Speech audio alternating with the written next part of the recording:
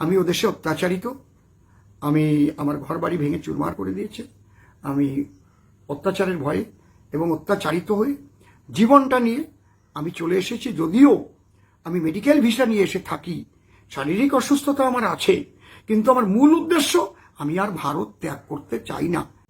নমস্কার। অনেকে জানতে চেয়েছেন ওপার বাংলা থেকে যে হিন্দু সম্প্রদায়ের মানুষ এখন যারা আসবে তারা কি সিএতে আবেদন করতে পারবেন? এক কথায় না। এবং এখন যারা পালিয়ে আসবেন তারা কোনো দিনই ভারতের নাগরিকত্বের জন্য আবেদন করতে পারবেন না। ভালো করে জেনে রাখুন, আপনাদের জন্য বিরাট সুযোগ দেওয়া আছে। সেটা হচ্ছে, আপনি যদি পাসপোর্ট করে আসেন, পাসপোর্টে ভিসা লাগিয়ে এলে ভিসা থাকাকালীন শেষ হয়ে গেলে কিন্তু আর হবে না। আপনার ভিসার মেয়াদ থাকাকালীন এখানে সুযোগ আছে, আপনি এলটিভি লং টাইম ভিসার জন্য অ্যাপ্লাই করবেন। অনলাইন অ্যাপ্লাইয়ের ব্যবস্থা আছে। যদি কেউ এটা না বোঝেন, আমি অসীম সরকার বলছি, আমার কাছে চলে আসবেন, আমি সব বলে দেব। এই যে ভিসার জন্য আপনি অ্যাপ্লাই করবেন, এই অ্যাপ্লাই করার পরে কিন্তু যে ফোন নাম্বারটা দেবেন তাতে আপনার একটা মেসেজ আসবে এবং আপনার কাগজপত্র নিয়ে, পাসপোর্ট নিয়ে যেতে বলবে অফিসে।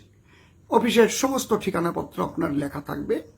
সেখানে আপনি গিয়ে যখন দাঁড়াবেন, সেখানে আপনি যে বাড়িতে থাকবেন সেই ব্যক্তিকেও নিয়ে যাবেন সঙ্গে করে। তিনি যেন ভারতের নাগরিক হন, ভারতের একজন বৈধ নাগরিক হন, এবং তার voter card, Aadhaar card, PAN card, ration card যেগুলো আছে সেগুলো যেন সঙ্গে করে নিয়ে যান। এবং তার যেখানে থাকবেন তার ঠিকানাও চাইবে যখন আপনি অনলাইনে আপনি অ্যাপ্লাই করবেন, যে আপনি কোথায় থাকবেন, কে আপনার দায়িত্ব নেবে। কারণ আপনি থাকবেন যে 5টা বছরে থাকার জন্য আপনার সরকার অনুমতি দেবে, সরকার তো আর খেতে দেবে না। তাহলে আপনাকে খাবার দেবে কে? আপনাকে থাকার জায়গা দেবে কে? সেই ব্যক্তিটি প্রয়োজন। সেই ব্যক্তিটি কিন্তু মূল। যখন আপনি যাবেন তখন আপনাকে অনেক প্রশ্ন করবে, আপনি কেন থাকতে চাইছেন। তখন আপনি আপনার কথাগুলো বলবেন, প্রয়োজনে লিখে দিতে বললে আপনি লিখে দেবেন। আমি ও দেশে অত্যাচারিত, আমি আমার ঘর বাড়ি ভেঙে চুরমার করে দিয়েছে, আমি অত্যাচারের ভয়ে এবং অত্যাচারিত হয়ে জীবনটা নিয়ে আমি চলে এসেছি। যদিও আমি মেডিকেল ভিসা নিয়ে এসে থাকি, শারীরিক অসুস্থতা আমার আছে, কিন্তু আমার মূল উদ্দেশ্য আমি আর ভারত ত্যাগ করতে চাই না। আমাকে ভারতে থাকার অনুমতি দেওয়া হোক। কবি অসীম সরকার এই বাটপার দেখেন কি বলল এতক্ষণ। বাংলাদেশের হিন্দুদেরকে বাটপারই শিখাই দিল। এমনিই বাংলাদেশের হিন্দুরা বাটপার।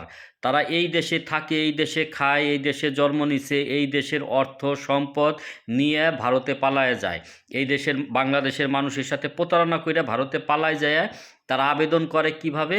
তারা আবেদন করে, বাংলাদেশে আমার ঘরবাড়ি ভেঙে দিছে, বাংলাদেশে আমাকে অত্যাচার করতেছে, মানে এমন কিছু মিথ্যা কথা বলে যেটা ইমোশন হয়ে ভারত সরকার এই হিন্দুদেরকে ওইখানে থাকতে দেয়। আমি ভারতের সরকারকে বলবো, বাংলাদেশ থেকে যদি কোনো হিন্দু আবেদন করে তার তদন্ত পাঠান বাংলাদেশে। আপনাদের হাইকমান্ডের মাধ্যমে বাংলাদেশে তদন্ত পাঠান যে আসলে কি সে সত্য বলল কি মিথ্যা বলল। যদি মিথ্যা বলে থাকে তাকে ঘেঁটি ধইরা বাংলাদেশে পাঠাই দিবেন। ঘেঁটি ধইরা ওখানতে লাইট থেকে ঘেঁটিটা ধইরা বাংলাদেশে পাঠাই দিবেন। এটা ভারতের সরকারের কাছে আমার অনুরোধ।